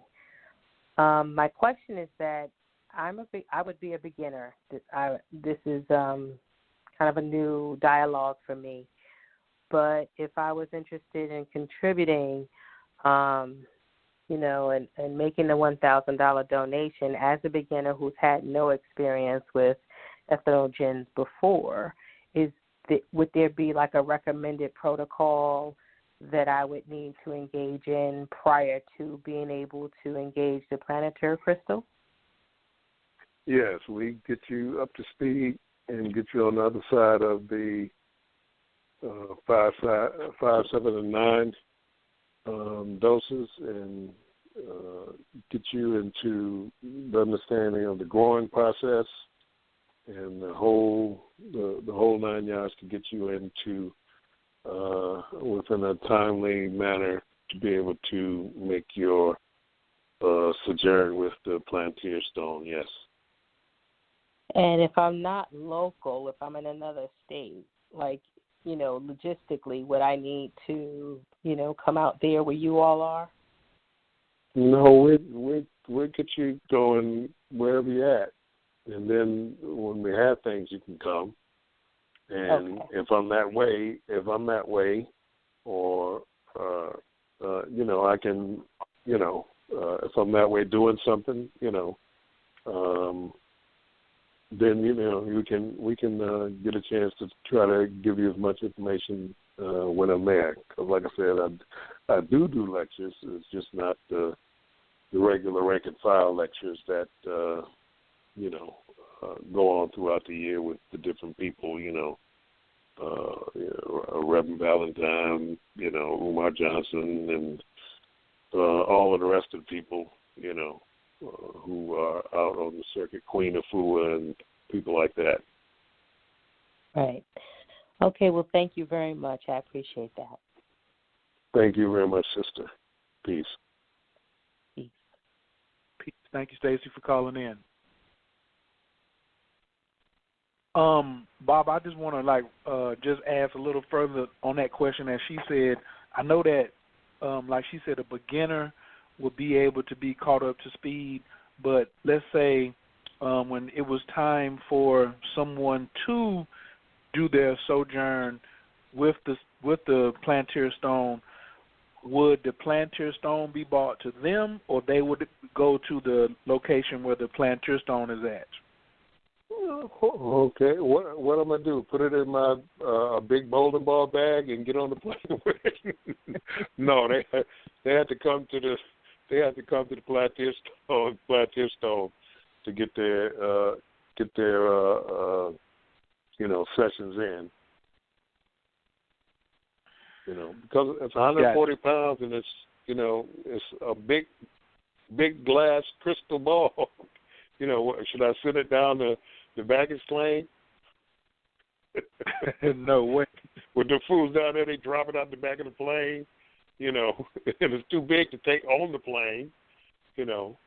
Of course I could drive it down there, but I don't think we'll be driving a 140-pound glass ball around the country for folks to have their own personal session. Nope, you got to come in. You got to make the sacrifice. You get on the plane, or you drive on up or down, which according to where you're at, to it. And that's all the information. But we're not gonna just put out on the line, where it's at, where it's being held at, and all that kind of stuff. Nope, but you got to come near it. Gotcha. And you can make up some sessions. You can do it in, March, and if you want to do it again in September or something like that, break it up. But this ain't a race; it's a marathon. And people, when I say we'll get you up to speed to the sister, that doesn't mean up to speed like, okay, in the next 5 or 6 weeks you'll be able to come down and do it. No, it ain't like that. We're talking over the time period. It's going to take a while for you to get your sessions in, learn how to grow some, and all that different type of thing before you can get into it. So it's not a quick fix where we try to. Just saying, yeah, well, we get you. You donated $1,000, sister. Yeah, we get you in there quick. No, it ain't gonna work like that. You have to do the work, like everybody else who's coming before it. We got folks who still got the crystal. They did the 15 to even open the crystal up. They still down at the 6 and 7 level. They had the crystal for a year and a half. And I'm saying, well, to start, you got to do. The start is 15 grams. Roger that. Okay, well, this is other questions, folks. Yeah. The transdimensional crystal, because I sent a sister a picture of mine, and she said, "Oh, this is my transdimensional crystal," and I said, "Well, did you get it from Kilindi? So can you just go get a clear quartz crystal and that be the transdimensional crystal? What's the difference between the transdimensional crystals that you have and somebody going to get a clear quartz crystal on their own?" I mean, you get what's the difference? We both get two hard drives, and I got a hard drive and you got a hard drive. Your hard drive look just like my hard drive. You plug it up, it got the blue light just like my hard drive, but I have all the, I got Windows or Linux on there. I got the Lord of the Rings game. I got movies. I got all these different type of things in my hard drive because I know how to download the information into the hard drive. And you got a hard drive, look just like mine, but ain't no information in it because you don't know how to plug it up. You don't know how to deal with the software that comes from the computer into the hard drive and things like that. Matter of fact, you don't even know how to plug your hard drive up. You just got a hard drive. So the same thing with a crystal. You got a crystal, but it doesn't have any information in it. And even if you could put information in it, it doesn't have the information in it that we are doing. It's the software that you put in the crystal that makes it valuable. If she loses her hard drive, it don't mean nothing because ain't nothing in there. But the loss of the hard drive or the loss of the computer ain't the computer because you can go buy another one. It's all of the software and all of the information, all the pictures and all that stuff that makes it valuable. So we can have two of the same exact looking crystals, and they can be quartz crystals, but one ain't worth nothing because it ain't got no software in it, it ain't got no computer programs, and it ain't got no movies, it ain't got no radio programs, it ain't got no books, in it. And then you got mine that has books and radio programs and Netflix and all that kind of stuff in it because the information's been downloaded into it. So that's the difference. They look the same, but they ain't the same because it's the software that goes into the crystal that makes it valuable. So you can go buy a crystal, sure, but that crystal ain't got nothing in it. It's just like it's just like a formatted hard drive,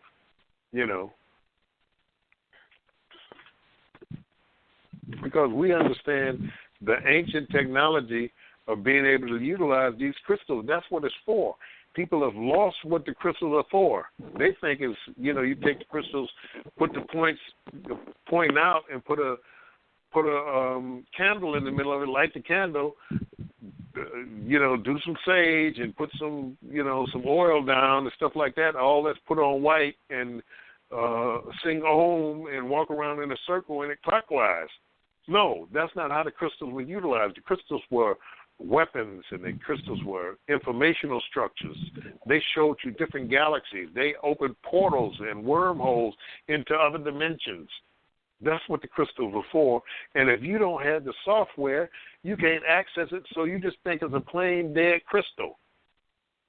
Or you either in the New Age, where Helena Petrovna Blavatsky and Annie Besant and all them folks from the Theosophical Society and the early people who did all that stuff, there's still people walking around talking about astral travel, talking about the silver cord. Why the heck you got to say, we live in the age of Wi-Fi, Bluetooth.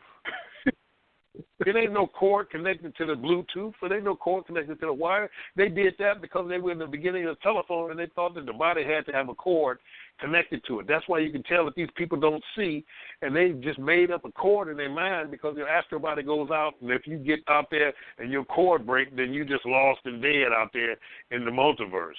No, you don't need no doggone. That's what quantum mechanics told us back with Max Planck and Niels Bohr and all these other folks, that particle entanglement, that the particles that are entangled, it doesn't make any difference what the distance is between one particle and the other. They move simultaneously and connect simultaneously superluminally because of the particle entanglement. So, all that old stuff, they want to be the Flintstones instead of the doggone Jetsons.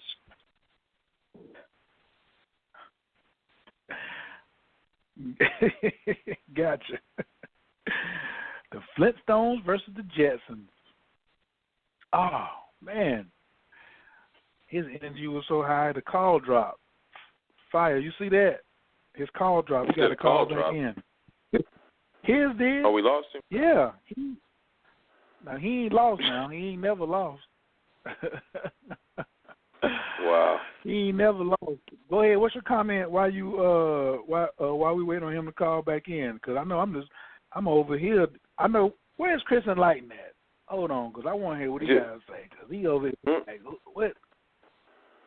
You get some fire. You get some fire. You get some fire. Hold on, let me open. Amsu, let me open up Amsu's line. Caller from the 336-416. Your line is wide open. You in the building tonight, big brother? I'm up in here, man. What's that? How's it going? Yeah. Peace. Peace. Peace. Why Baba Kilindi got his energy so high? He done cut the line on him. He was getting ready to give us something. I got to text him and be like, "Hey, stop talking. You got to call back in. Hurry up." Hey, man, look, it happens when it happens. I'm glad to hear it. It don't take much to get me, riding that wave. But I mean, when it's time for the truth to come out, because for so long there's been a lot of misinformation and people been holding on to truths that are no longer truths. They've just been doing that and using people and being the leader guy up front. And are you there? That's all we got. Yeah. Oh, he's back. We're here. Oh. Yeah. Are you there? We got you back. Yes, sir. Okay. What was the question? I got cut off for some kind of way. It wasn't no question. You was just fired up. You was just talking about the last thing you said was the Flintstones versus the Jetsons. There is no cord. It's Bluetooth. You was just in the moment right there. And you was dropping it from somewhere. Somebody was dialing in. Okay, I thought somebody else dialed in. You had that rapid fire going. Yeah. Oh, okay. Yeah. Well, I'm just saying, don't,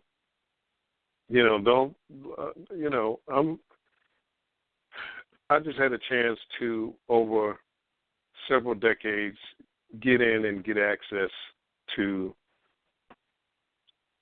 some information. I'm regular. I ain't like them other folks. I'm regular. I put my pants on one leg at a time. I still go to the bathroom. I don't float in. I have the clothes and stuff like that. I got the garb. I got a full black mane lion skin that I wear on clothes that are unbelievable. jewelry, all that kind of stuff. But 99% of the time, I just wear regular stuff. Of course, I love my African clothes, my dashikis and agbadas and all that kind of stuff that I wear on occasions and things. But, I don't carry no big arm and all that kind of stuff every day, and I'm not saying anything against the people who do that. I'm just saying that I'm regular. You can talk to me like anybody else, regular talk and things like that. I'm not inaccessible. I'm approachable. I ain't going to talk no nonsense with you, and I ain't going to placate you. I had the pleasure to be raised with men who would talk to you that way. So if I seem gruff and, if I'm not talking, but love and if we all are love and the world is love and bubbles and fairies out there and all that kind of stuff. No, I don't talk like that. I talk regular. I don't use cuss words that much, but I will say, get the hell out of my face or shut that shit up and stuff like that. So I'm not into all that other kind of stuff. I'm trying to do this for real. I want to do it the way the first man, woman who encountered it did it. I'm not into no whole bunch of ritual. Ritual happened when we forgot what we was doing. It wasn't no big, all sit in a circle and saying come by ya and all that kind of stuff. We took the mushrooms, we had access, and we went in.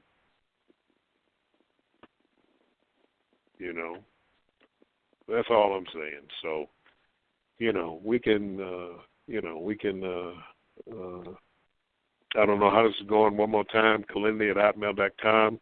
We need these donations so we can see the plant, so we can get this plantier, a plantier stone, scrying stone, crystal ball, all of that, And those folks who don't believe in what we're talking about, what I'm talking about, don't waste no ones and zeros chatting in talking about what you believe, or we don't, I ain't donate no $1,000 because, I think it's a scam and all that kind of stuff. You think whatever it is you want. Just don't chime in. Don't send no donation. Go to where you can deal with whatever you want to deal with, because we're dealing with for real folks here. We ain't dealing. This ain't the. We need $1,000 to put the roof on the church and all that kind of stuff, And ain't been no roof on the church in 25 years. This is for the building fund. This is to get the new church. This is to get me a Cadillac. No. We're close to getting out of here. Any more questions before we? We got two more. Before we head out, we got two more people on the line. Yeah, we got two more on the line. We can keep it going. Okay, caller from the 915-831. Your microphone is wide open. Can I get your name and where you're calling from, please? Hi, my name is James Smith. I'm calling from El Paso, Texas. Okay, James, how are you? I'm doing good, Kilindi, and you? Well. I just got a couple of questions. One is what if we don't have nobody to trip with at all? Is it okay to just trip alone?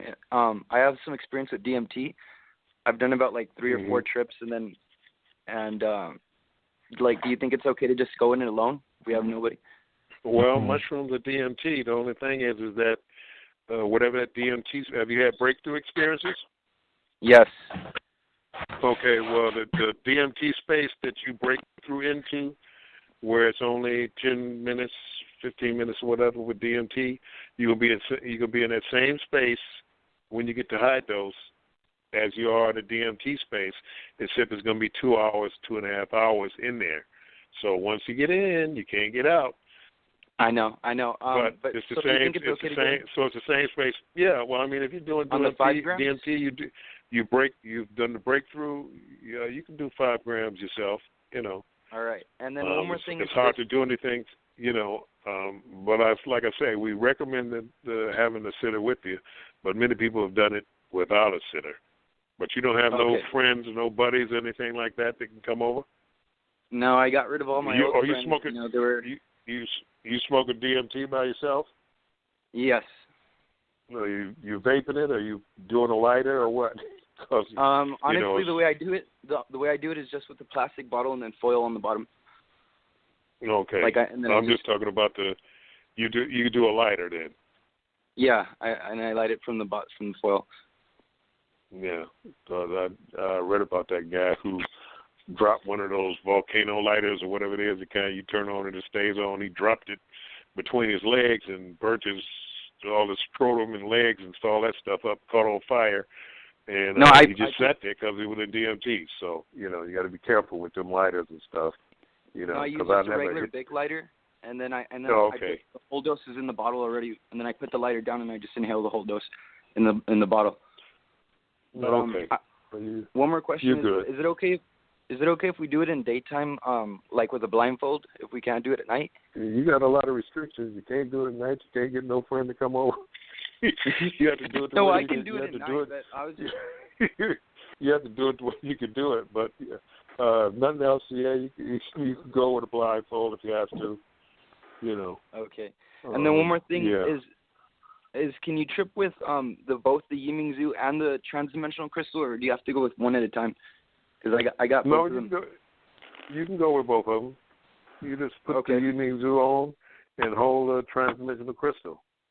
And you say because I wanted to try instead. You know how you say you can get access with the high doses? I was thinking maybe I want to get a glimpse. So maybe like smoking DMT and then, like you said, peering into the crystal. Like, do you think that'd be good to just get a glimpse of what it's like? Because I know I'm not going to be at the high doses of mushrooms for a while. So I got to work my way up. I mean, if you're doing DMT, you can look at the crystal with on DMT if you can hold on enough to look at it. The thing is that everybody wants to go fast and get a glimpse and stick their toe in, rather than just having the discipline to go ahead and do it the way that we suggest. Now, that doesn't mean that you can't do it the other way, because you can, because everybody's grown. But I mean, I've done DMT and looked at the crystal, and it'll open up. But it's hard to bring back any info with it or know what happened, because many times, by the time the DMT is dissolving, you're already forgetting that stuff. So the best thing to do would just focus on working with the mushrooms, because I remember you told me through a message on Messenger that the DMT doesn't last long enough. It doesn't and last then you told me long also enough that you could for you to do the work and get the.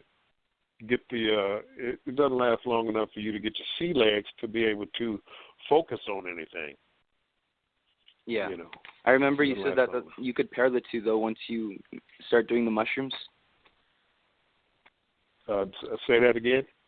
That you can pair the two? Like you can, once you're taking the mushrooms, you can do the DMT at the peak.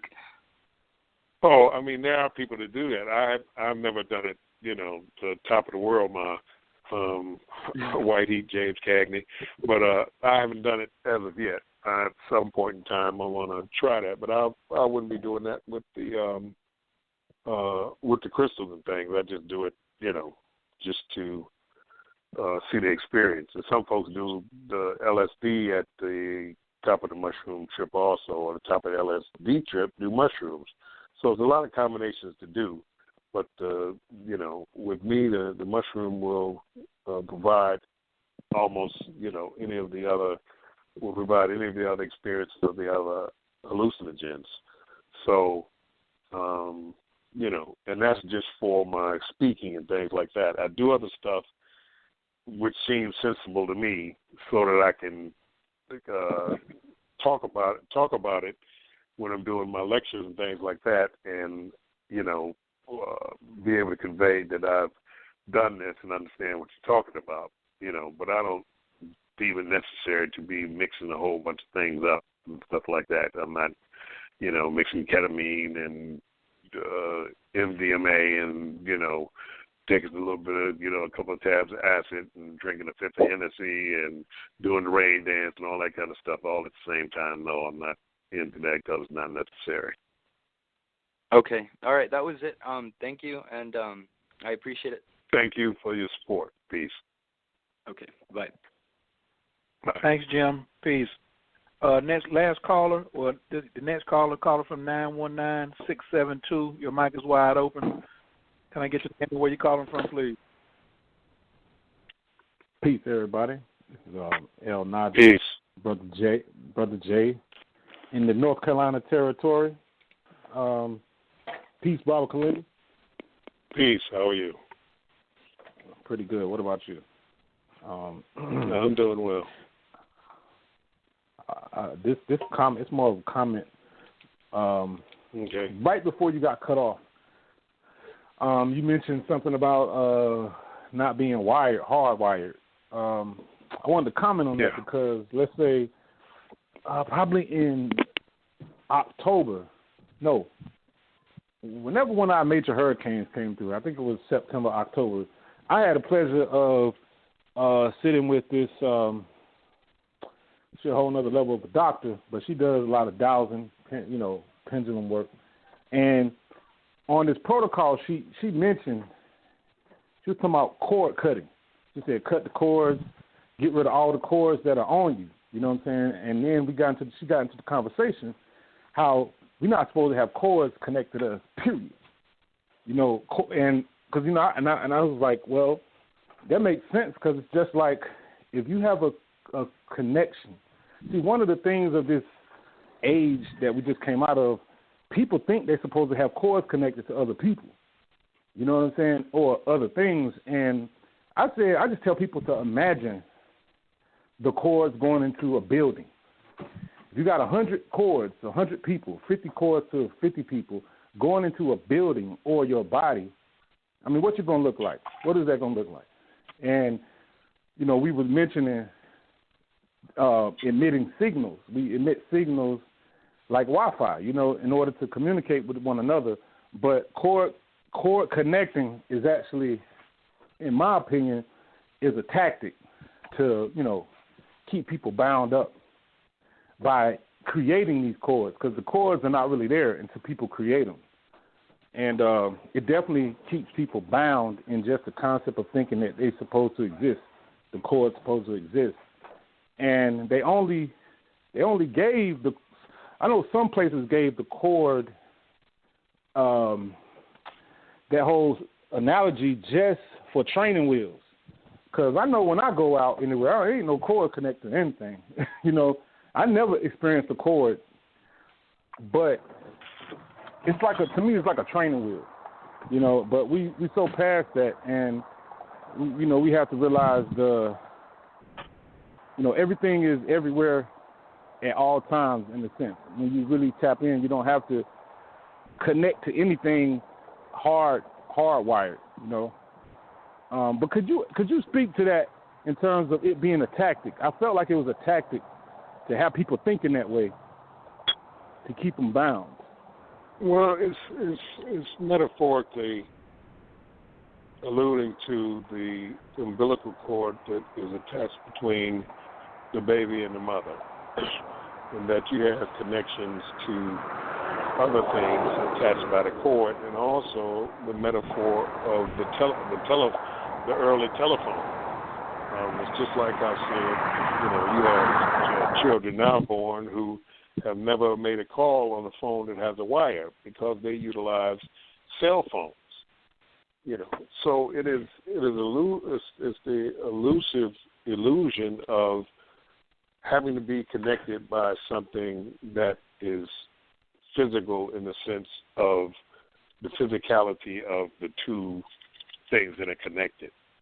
So, it's just old way of thought because of the old way of viewing the world and projecting it out into other places, Like I said, when they start talking about astral body, which is, dealing with C.W. Leadbeater and his book, The Chakras and things like that, you have these accords, these cords attached to your body and the cord attached to the chakra and things like that. So those old theosophical books and Rosicrucian books and all that kind of stuff gave that type of information. And when I went out, when I was practicing lucid dreaming and reading the books of back in the early 70s of Robert Monroe, Journeys Out of Body and things like that, working with astral projection and audiovisual entrainment and the hemisync tapes of Robert Monroe's Institute, the Monroe Institute and things like that, and Journeys Out of Body, it was never no cord, because the cord was a relic of, you know, the old black telephones in the house and the cord being connected to the phone. Mm-hmm. And also the one thing you say, I personally appreciate the you know, the everyday language you speak of. A lot of people not used to it, but I tell you, most of the brothers on the phone and the world at large, they need to hear it like that. You know, we need to hear the raw everyday language version, because really all those people that talk in that mystical speech, it's casting an illusion, because it's all about having common sense, because most of the mystical things are really your common sense. And because, you know, that's why comics are so funny. I mean, that's why you actually you make a lot of us laugh when you're speaking, because it hits the common sense. You know, all the mystical things you talk about, it's like, wow. It's some of it is the only far out thing about it mainly is the language, the certain words they're using that we never heard of in that context. But that everyday language is the key to mysticism, to understanding and understanding all the things that you're talking about. I know we appreciate it. I'm speaking for myself and probably my brothers too. You know what I'm saying? We definitely appreciate that type of backing that you're giving us there. Well, I'm coming to the people, and I'm speaking in the language of the people. I speak in modern day mythology. You know, if I'm trying to get a point across on something that can strengthen what I'm talking about by what people know, that's why I'm talking about Thanos and Thor, and I talk about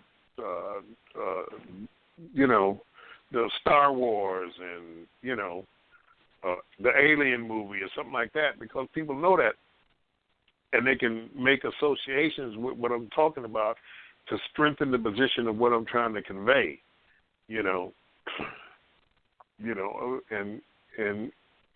And this helps, because it helps to convey the information, and it's the most important thing. If I come in here and just start talking all this scientific gobbledygook and historical things that people don't know, it's not going to get my point across. That's and that's what scientists use to be obscure. So I try to break it down to where the average person can understand it, so that we can get some work done instead of, folks trying to see what well, what the heck did he say? The Jim Jam and the slip foot and all that kind of stuff. If you're not getting what I'm trying to say, if you're not getting it, then I'm wasting my time, and worse than that, I'm wasting your time. Yeah, it's very true. Yeah. It's Anybody else out there? Any other questions? Mm-hmm. All right, thank you. Have a good night. Appreciate it. Thank you. Have a good evening. Anybody else out there? Is that it, or? That's the last one we got from the line, and I'm going to, if you finish for them tonight, I'm going to just let you make the closing announcements. Well, I'm going to try to make the closing announcements, help out. Okay. If you're interested in the transdimensional crystals, email Kilindi at Hotmail. If you are interested in donating in any shape or form up to or more than $1,000 for the Palantir Crystal, email Kilindi@hotmail. And if you need information on a Yiming Jing crystal, email Kilindi@hotmail. All three of those go to the same email, okay? And also May 17th and 18th, Baba is having the Toad, Dr. Jerry's hosting that in Detroit. So if you need to get information about that, send that to Kilindi@hotmail. All right? If you just want to do just a donation for him coming on the show and like talking regular language, then that's also his PayPal. You know what I'm saying? You can just be like, this is some love right here just for being an OG, coming and talking to the young G. You know what I'm saying? Coming from the grown folks table and paying us some attention and letting us sup at the table with him as well. So also before we head out, we also had a Food of the Gods tour, which is Oaxaca, Mexico, in July the 5th through the 7th, and extended for those who want to. We're going to go to the Pyramid of the Sun in Mexico City for those who want to extend it into that. So email me for all that information. Thank you very much. KILINDI@hotmail.com. Let's get these donations in for this Plantar stone so that we can have it in our possession, and it ain't out here with them throwing the algorithms, the finder bots out for it. Thank you very much. Have a good evening. I'm out. Peace to you all. Peace. Peace. Peace. Peace. All right. Yeah. Once again, that one was He's son. What you guys say about that? Give me some commentary. Let me open J Mike back up too. Yeah. It's a crescendo, right? I mean, we started off slow, and here we are when I got to the nitty-gritty of the scenario. We started off with, hey, this is what a mushroom is, and and now we're at, okay, let's do magic for real. Sorcery, not just sorcery. Yeah. I think we passed magic. Magic on episode 4, maybe. Right. And mind you, and I think that's one of the last things he said before he got off is they're trying to find it as we speak. The algorithm, the AI is trying to triangulate on the very object. That's why he's keeping it a secret. That's a profound thing, Strictly for live men, not for freshmen.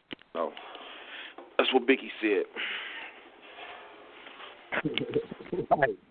Biggie hadn't even hit his nervous 5 yet, or we don't know that, but that's just my assumption. I just want to thank everybody who came out, who has stayed this far on to the show. We normally do have like a little small private after party, but we only got a couple people hanging on tonight. So if you already got the number for the private after party and y'all want to go over there and do something, I got to go kick it and get some other things done tonight. So even though I did send that to you, Jay, I think I'm going to just kick it over here. If you want to call me or something, that's all good. But, yeah, man, this one, I think that putting the call out to the family is super important, and the call to action tonight is take a step. Like, yeah, look at it, man. You're gonna have access to 140-pound scrying crystal at high dosage, and then the information that we bring back. I guess that was probably one of the things I wanted to ask him was, why do we want to do that? For others who haven't heard the show where he spoke about that, we're doing this so we can bring information back, bring technology back for the family, bring warnings back, know how to move, when not to move, when to chill, when to press forward, things like that, navigational aids. So those things that are beneficial for the family of explorers. I don't want to just say just a family like, oh, it's, you know, you got to look like this. No, it's going to be a family of explorers because like he told the sister, you're not going to just say, hey, I want to go sit down and drop 21 and sit in front of, no, you couldn't handle that. No, that would be irresponsible of everybody. Like what you're going to gain in your journeys as you move through, like the brother who called in, he said he want to start at 5, then he may go to 7, or he may go to 9, then he may go to 12, or then he may go to 15. Like, that's going to take you a couple of months. You're going to have some experiences every time you book. Can you speak on that, son? Yeah, and definitely, because it might be so mind-blowing that it might take you a month or 2 or 3 just to wrap your mind around it and come back again. Also, the grow part was the large part of why he said it would take you a long time. Not a long time, but, you know, it would take you some time to be able to utilize this technology because if you're not growing your own, then you won't be able to go in at a moment's notice when the call is put out on the crystal, because he said the Palantir they'll be able to communicate with all the other Yiming Ju and transdimensional stones and say, boom, everybody pop down on 20 right now, or pop down on 20 this weekend. We got to go in. We got work to do. If you don't have your own crop on deck, if you got to run around and call a bunch of people, try to get some sent in, that's not going to work. So you got to become a cultivator, and that takes time because, you know, you're not going to get it right the first time or the second time. You know, definitely. So come on, you might not get it right. Don't tell people that they're not going to get it right. You know what I'm saying? Because I'm out here on my first time. Right. There is a chance that it might not all go right. You know what I'm saying? So right. If you follow instructions, though, you know, like he also has a grow class on video. So if you would like to learn how to grow, like right now, you're like, yo, that's all I can do right now is just learn how to grow myself. Then, like, to me, that's like the bare minimum, yo. Learn how to grow yourself. And I think that video plus my own personal sojourns definitely has opened up like a broader spectrum of the things I got going on in my life. Because you tying into the grid, man. Like he said, if you see them, they see you. You know, just talking about it ain't limited to just ancestors. You know what I'm saying? Like we've been thinking, like, oh, at my altar is just my ancestor and the gods that are there. But nah, it's several beings that got their eye on you once you tap in. You know, so yeah. I see you was making some noise. You want to comment on that? Once you see them, they see you. It's like going out on safari. Lions, tigers, and bears, oh my. But, you know, if for anybody that's been paying attention, he's basically describing the plot to the Matrix as if it's the actual thing that's happening here.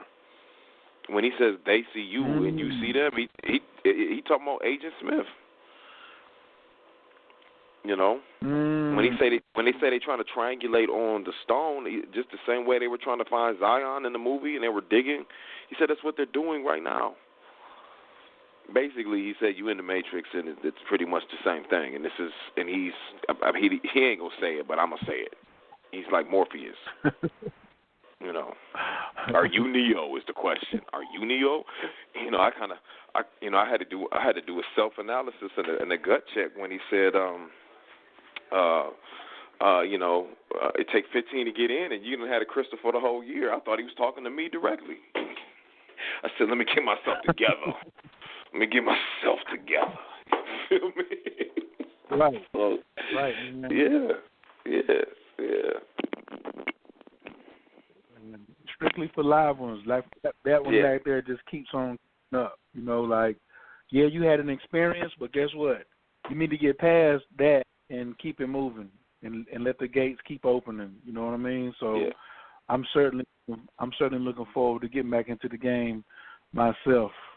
Certainly Absolutely. looking forward to getting back in. What I got to do next weekend? On a full moon too? The next week is the 19th. Let me see if I can get my courage up. Let me go in the closet and see can I find me a couple onions and courage. Yeah, man. Pat yourself down. It's there somewhere in one of them pockets. I know some courage. Front pocket, back pocket. It's there. I know it's there. Or it's in the freezer. You know what I'm saying? I might have it in the freezer. Come back with the breaking news. I wanted to ask him before he had got off if any of the other entheogens would allow you access. You there? Oh, yeah. Like if it like cactus, right. like would cactus allow you access to your stone, or Yimingju, or LSD, or Aya, or is it strictly the Cubenzis, or well, he said the other mushrooms, but because he never really speaks about that, because I know mushrooms is his his go-to. I'm gonna go back to Coach Khayr's go-to. It says following instructions saves lives. So if he would have meant to say we could get there on another manner, he would have told me. But I'm gonna just this series has been called Magic Mushroom. This Magic Mushroom episode 11.